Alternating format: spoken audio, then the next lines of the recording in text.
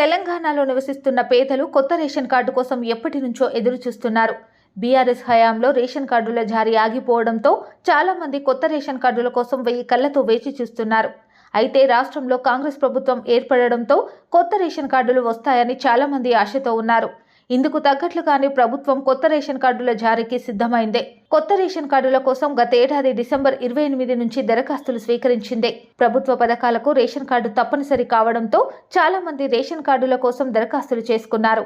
200 యూనిట్ల వరకు zero current bill పథకం వర్తించాలంటే రేషన్ కార్డు ఉండాల్సిందే.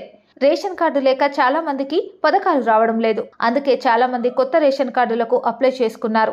జిల్లాల వారీగా భారీగా కొత్త రేషన్ కార్డుల కోసం దరఖాస్తులు వచ్చాయి. రాష్ట్రంలో ఒక్కో జిల్లాలో ఇప్పటికే 55,000కు పైగా రేషన్ కార్డుల దరఖాస్తులు పెండింగ్ లో ఉన్నాయి. దాదాపు 9 లక్షల మంది కొత్త రేషన్ కార్డుల కోసం దరఖాస్తు చేసుకున్నారు. అధికారులు దరఖాస్తులను పరిశీలించి రేషన్ కార్డులను జారీ చేయనున్నారు. ఇందుకు కసరత్తు కూడా స్టార్ట్ చేశారు.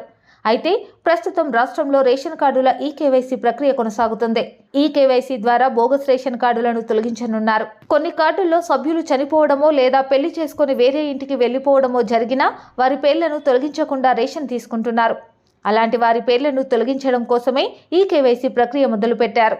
రాష్ట్రంలో ఈకేవైసీ ప్రక్రియ దాదాపు పూర్తయింది. దీంతో కొత్త రేషన్ కార్డుల జారీకి అధికారులు ఏర్పాట్లు చేస్తున్నారు. కొత్త రేషన్ కార్డులు ఎప్పటి నుంచి ఇస్తారు అనేది తెలియడం లేదు. ప్రస్తుతం రాష్ట్రంలో లోక్సభ ఎన్నికల కోడ్ కొనసాగుతున్న నేపథ్యంలో ఎన్నికల తర్వాతే కొత్త రేషన్ కార్డుల జారీ ఉండే అవకాశం ఉంది.